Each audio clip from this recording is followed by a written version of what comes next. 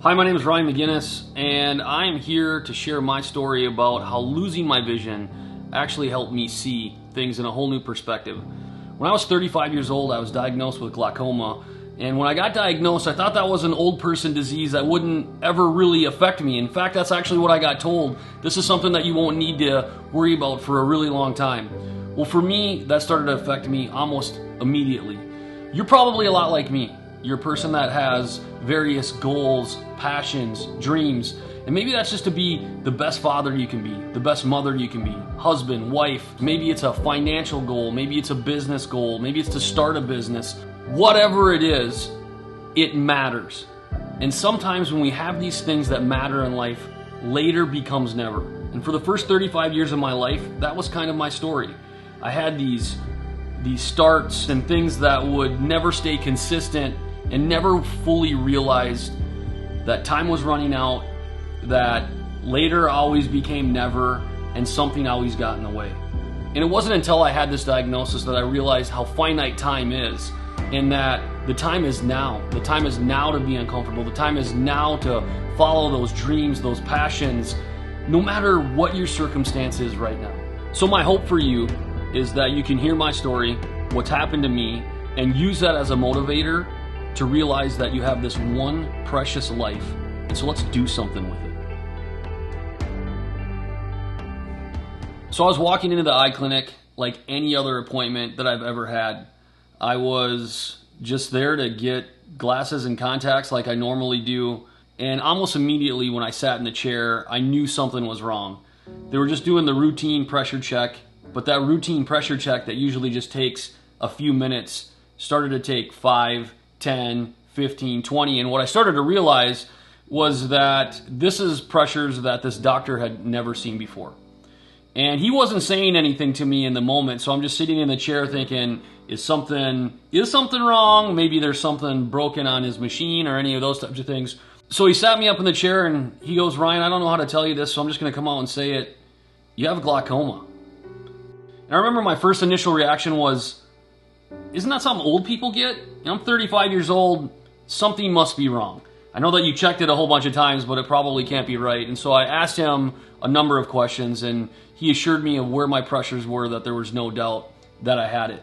My eye doctor had never diagnosed someone as young as me with glaucoma, and especially with someone as high as pressures as I had. So fortunately for me, he referred me to one of the top glaucoma specialists in the world.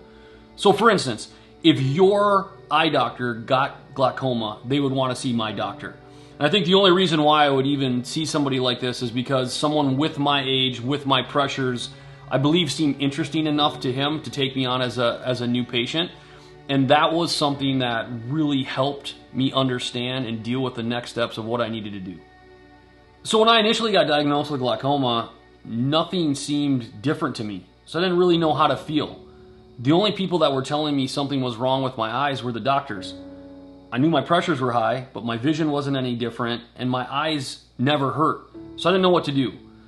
After I started seeing the specialists, they started to let me know what I should expect. And their expectations were actually really hopeful. We hope that you won't have any major vision loss until your 60s or 70s. Good news for you is what they told me, is that we caught this early, so we should be able to manage this and push this out for quite some time, even before we do any surgeries. So we continued to maintain my pressures with eye drops. I felt like I was on every eye drop on the planet, and the reason I felt that way is because nothing was really working. I was consistently in the 30s, 40s, 50s, and sometimes even in the 60s. Now, for those of you that don't know, anything above 15 is high normal pressure. When you start getting into the 30s, 40s, you for sure have glaucoma. And to see 50s and 60s, what I've been told, that high of pressure, you could see overnight blindness. So that started to freak me out a little bit. Am I going to go to bed and then wake up blind? I didn't know if that was a possibility for me. That's when this started to get real. So I woke up one morning and I realized that something wasn't right with my vision. Even with my glasses on, things were a little blurry.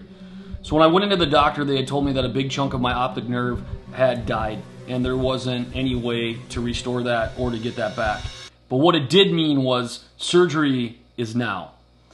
And so they started to prep me through the different forms of surgery that we would need to get, and we had landed on a surgery called a GATT surgery. If you want to get grossed out, go YouTube a GATT surgery was something I did, and I probably should have never done. In essence, what they do is they take a needle that looks like a needle that you would get when you have stitches, and they take that needle and they drag it through your eye to actually try to clear out the obstructive tear duct. There you go, something really gross for you. It's brutal, and when I looked at the surgery, I definitely didn't want to get it done, even with my vision loss. So that's the surgery we're going to do. We're going to do the GATT. I'm going to get a needle through my eye. It's a whole nother process of what I need to try to figure out and deal with. That's when the diagnosis really started to set in. That's when I could actually feel the weight of it. Something had actually changed. So then I started to think of all the things that I couldn't do. Was it play catch with my kids, take my kids to sporting events, be able to see certain things that I've always dreamed of seeing, going to places, and actually being there. And you guys know it's one thing to see things in pictures, and it's one thing to be there and experience them. And so as I started to think of that, and then you start to think of, well, what does it mean if I actually go blind? Then you start to think about the burden you become on people. You can't read a book anymore. You can't open a computer. You can't drive a car.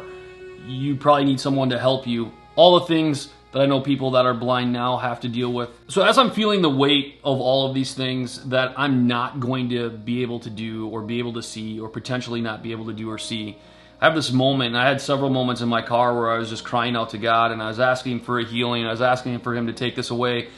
But I actually had a moment of peace, and I felt like, at least in this moment right now, I have to walk through this.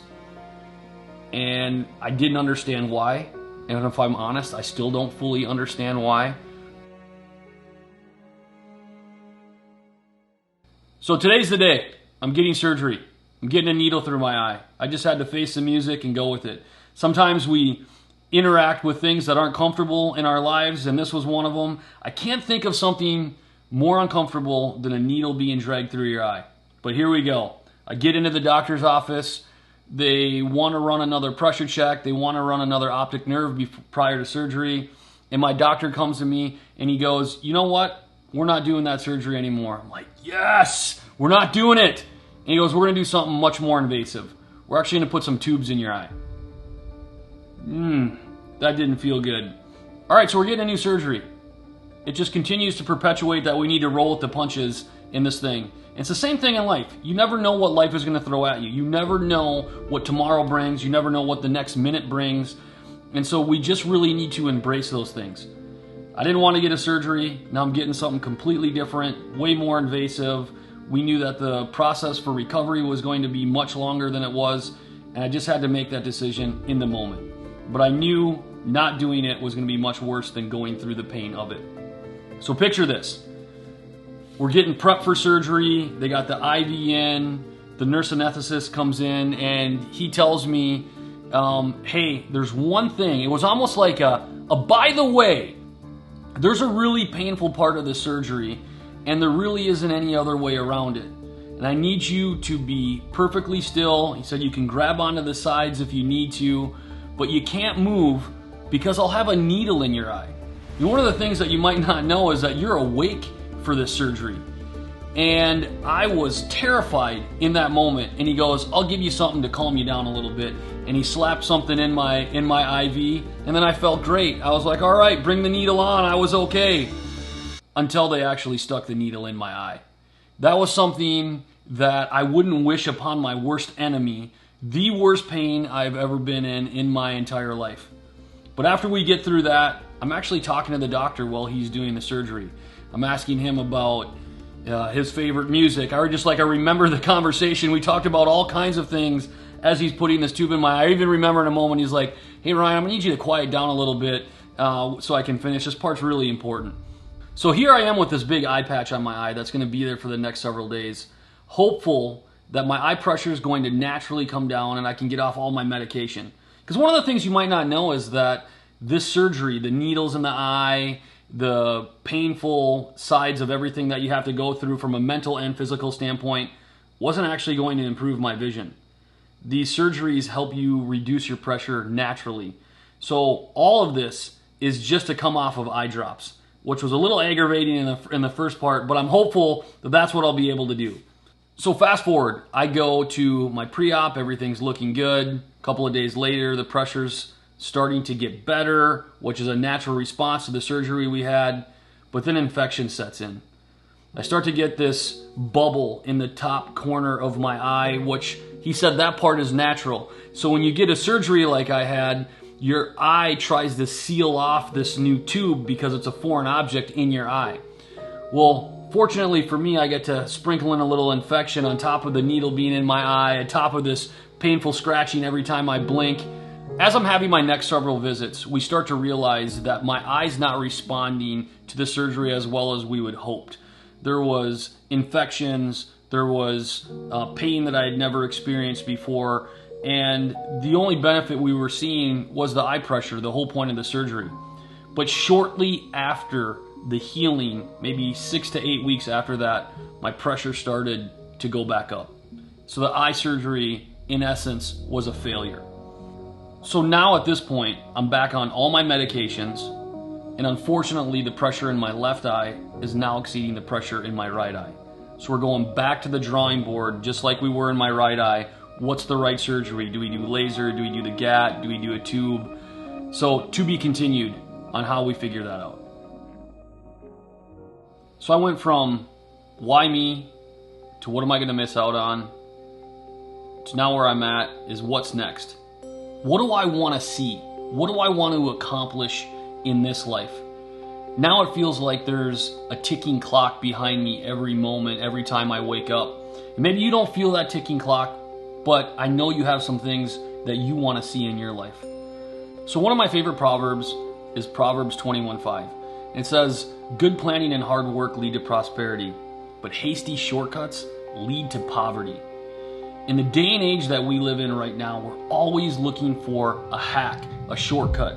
But what this verse tells us is that consistency, hard work, good planning are going to lead us to what we want to see. And that was the question I had to ask myself. What do I want to see? If I was going to write a book, can I physically see it? Can I accomplish that even if I can't? So I want to encourage you to think about what you want to see in this life. And maybe take a second to figure out what's held you back. Was it fear? I had fear of doing a surgery that was potentially going to enhance my quality of vision, and I was scared to do it. I knew I should have, but for whatever reason, the fear of that needle or the fear of the pain was going to hold me back. Are you living in that now? It's really easy sometimes just to put our head down and go, I'm doing this work, I'm doing this work, I'm doing this work, I'm doing this work, but what's the plan part? And so I had to come up with a plan on what did I actually want the rest of my life to look like? What did I want the next couple of months to look like? What do you want the next 6 months, the next year, the next 5 years, the next 10 years? And where does this outcome? And so for what I did is I worked backwards. I started to look at when I'm 80, did I actually live a full life? And maybe that's a question you can ask yourself. Because what a lot of people do is they live the same life 80 times. They don't really live for 80 years. And what I mean by that is think about it. What's the path that the world has told you you need to be on? Go to college, although that's gotten a little shaky lately. Get married, have kids, maybe get a dog, buy a house with crazy interest rate right now. It doesn't matter, just do it because that's part of the plan. And from that point on, basically live the same life day in and day out until the day you die. And there's a big difference in existing and actually living. And I want to encourage you guys to take a moment and say, are you stuck in that trap? It was a trap that I was stuck in for 35 years, and it took a diagnosis of glaucoma to get me out of it. It took me to physically lose my sight to actually help see and notice that. I've heard all the encouraging speeches, sermons, podcasts, YouTube shorts, whatever it might be, and you get this moment of inspiration, and then you click your screen to the next funny video, and you totally forgot about how you were inspired. So take this moment. Take this time of why you're watching this or for whatever reason that you're watching this and use it as a motivation to actually change. To go, right now, I'm going to start writing down a plan. And so I want to share something with you. It's Jesse Eisler's plan. It's not mine. It's really great. One of the things that he says is you should do 3 significant things in your life, and you can do it right now. One of those things is to have 1 year defining moment in your life. So 2023, there's still another quarter. You can still make it a year defining year. But if that's too fast for you, maybe you move to 2024. What's 2024? What's the 1 year defining thing that you're going to do? I'll give you an example. In 2024, I'm going to be running a marathon for glaucoma to raise money for glaucoma and to raise awareness for those that might be in a similar situation as me or that have had it for years. But that's one of my big year defining things. I can't run very fast. I've never ran a marathon. Long distance running isn't my thing. But that's one thing I know that's going to be year defining for me. More to come on that. I'll hopefully have a vlog and take you guys along on that journey. The other thing is do mini adventures.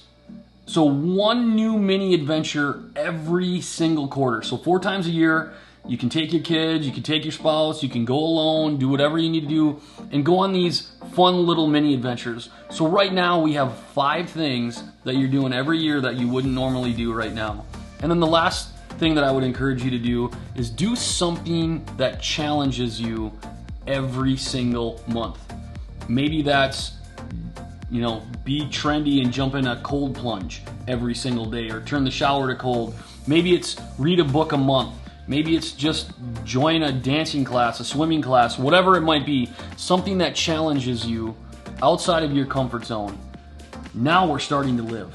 You got 1 year defining thing. You got some fun little mini adventure that you're doing every quarter, and you're doing something new every single month that challenges you, something that you normally wouldn't do.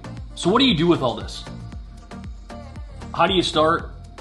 What kind of plan can you develop? Where do I gain the clarity and the vision? So I had to ask myself, what do I want to see? What do I want to accomplish in this life? Up to this point, what has scared me that I haven't done? What have I always dreamed of doing that I've never pulled the trigger on? I was at a fork in the road. When I got diagnosed with glaucoma, I became obsessed with neuroscience.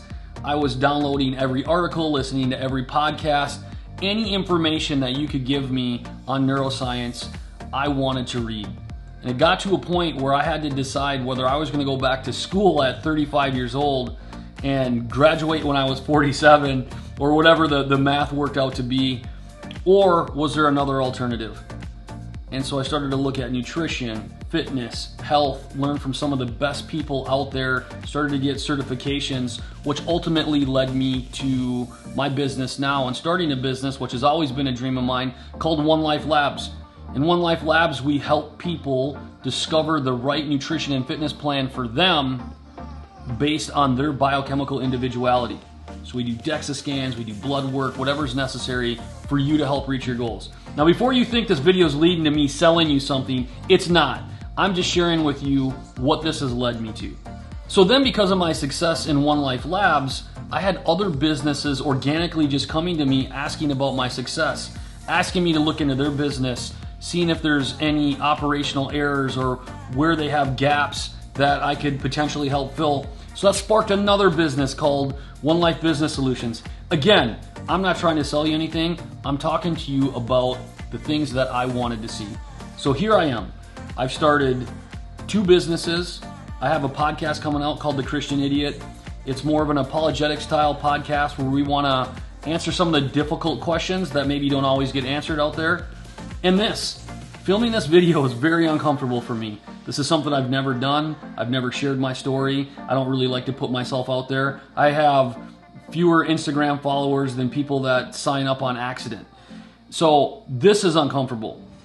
So when I encourage you, or when I ask you the question, what do you want to see? What do you want to accomplish in my life?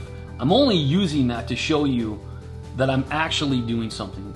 That right now, at age 42, I can say that I'm living. I'm making moves. I'm trying to accomplish things that I've never done before and that I've only dreamed of. So when I ask you, what do you want to see? What do you want to accomplish? Maybe you're in a position right now where you're like, Ryan, I don't even know where to start. If that's you, click the link below, and I have a step-by-step guide I want to provide you to help you gain clarity on the things you've always dreamed of seeing. So I want to invite you into this community. We're going to talk about health. We're going to talk about fitness. We'll talk about business and what's our purpose in it all. Remember, we have one precious life. What do you plan to do with it?